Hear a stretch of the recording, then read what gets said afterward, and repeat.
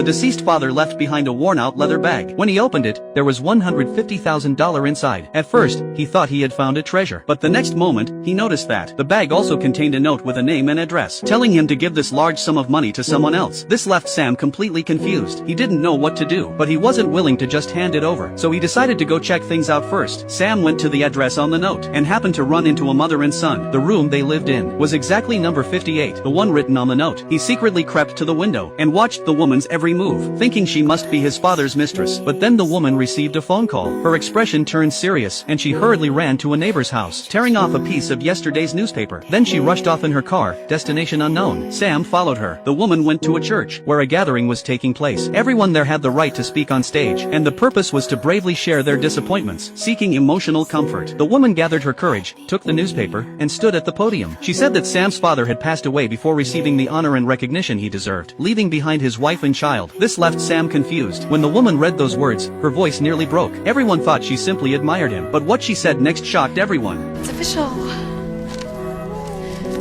I don't exist. I can't even think the editors at the LA Times are even bigger pricks than my dad was. Only then did Sam realize that this woman was his half-sister. But all these years, his father had never mentioned her. After the gathering ended, Sam struck up a conversation with her. He didn't reveal his identity. It was the first time in all these years that the brother and sister had spoken. Sam went home, opened the bag of money, and told his girlfriend about it. His girlfriend thought he should let his mother know, but Sam wanted to hide it and keep the money. His girlfriend couldn't believe he was that kind of person. They had a big fight and parted on bad terms. Sam went through a period of depression. He started following his nephew into a record store. Seeing his nephew secretly slip a CD into his backpack, Sam couldn't stand by and do nothing. He told him he couldn't steal things. To his surprise, his nephew had quite an attitude, telling him to mind his own business. Sam didn't say anything. He just grabbed a few extra CDs and paid for them. After taking his nephew home, Sam also learned that his sister worked at a bar. He went to the bar and watched his sister put on a smiling face for the customers, only to turn away with a reluctant expression the moment her back was to them. Sam smiled knowingly. When the bar closed, he approached her, facing this man she had met again. Frankie thought Sam might have bad intentions,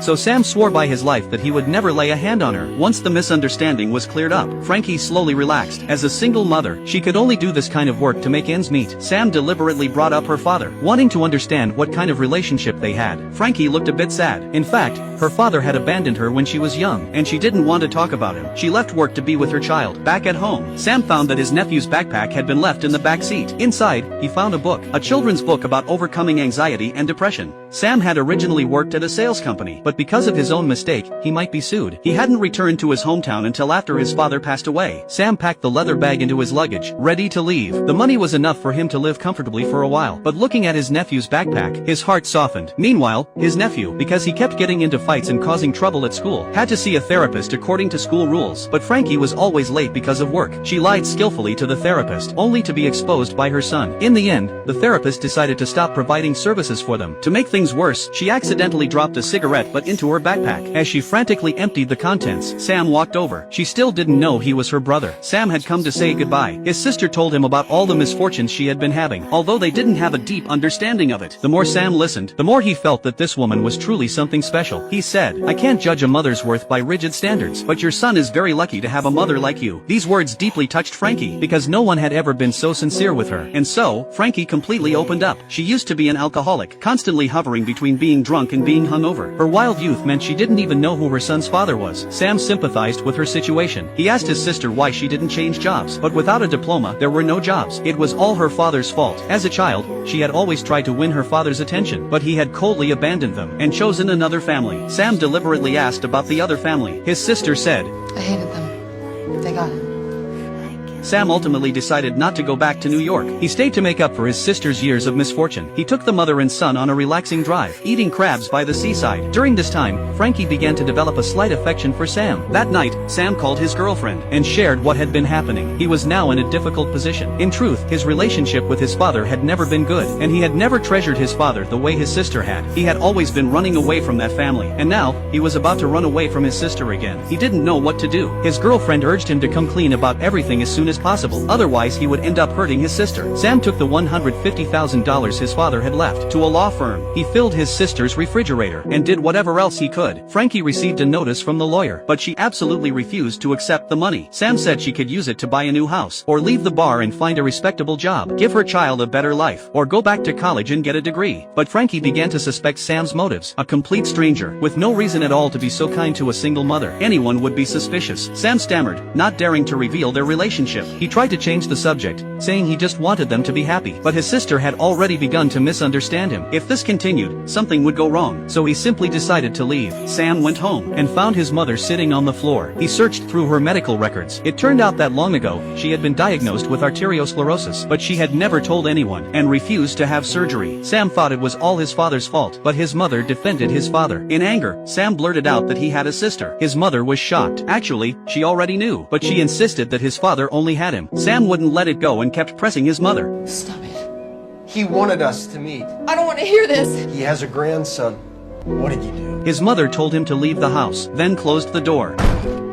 Sam brought his nephew a bunch of records. This time, he was really leaving. The legal trouble at his company was getting worse. If he didn't go back soon, he might face jail time. The next day, just as Sam was about to leave the airport, he got a call from his sister. Her son had gotten into a fight at school and accidentally broke the other kid's nose. Now the other party was threatening to sue. What could she do? But the plane had already started boarding. His sister had no choice but to hang up. However, when she arrived at the school, Sam was already sitting there, and everything had already been taken care of. Though the other party wouldn't press charges, the nephew had to transfer schools. Back home, watching the two of them get along so well, Frankie's fondness for Sam grew stronger. All these years, no man had ever been so sincere with her. But Sam knew this was going to be a disaster. If he didn't tell the truth soon, he would only hurt her even more. He had no choice but to confess the truth. This completely shattered her sister's world. She immediately angrily drove him away.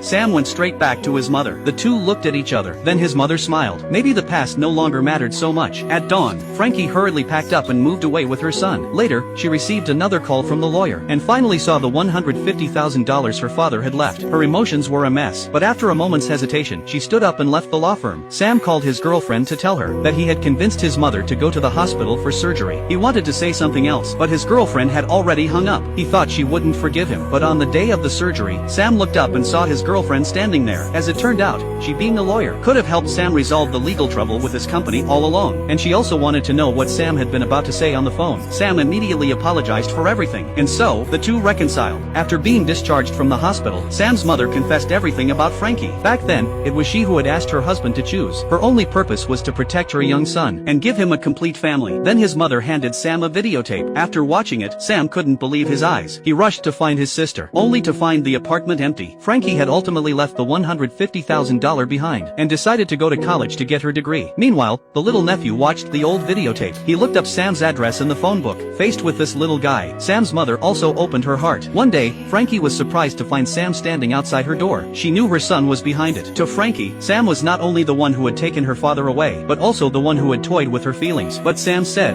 Families make mistakes. I'm the king of mistakes. I'm asking you to forgive me. And I know it's a lot. Let me be your brother. His sincerity brought Frankie to tears, but her real pain came from her father. She had always waited for him to come back to her, waited her whole life, but he never did. Sam understood her pain. He pulled out the note his father had left, which said, take care of them. In truth, his father had always cared about his sister. He just couldn't do anything about it. Finally, Sam played the videotape for her. It showed that after their father left them, her mother always took her to the park, because their father was watching over her from a distance, quietly, and she and Sam had played together back then, too, without ever knowing they were related. It could be said that their father had let down both families, and hurt both young children. That hurt was something money could never heal. But when they saw that precious video, the deep hatred they once felt for their father dissolved. Maybe, as Sam said, families make mistakes. What they had to do was try their best to make things right, and then live their lives.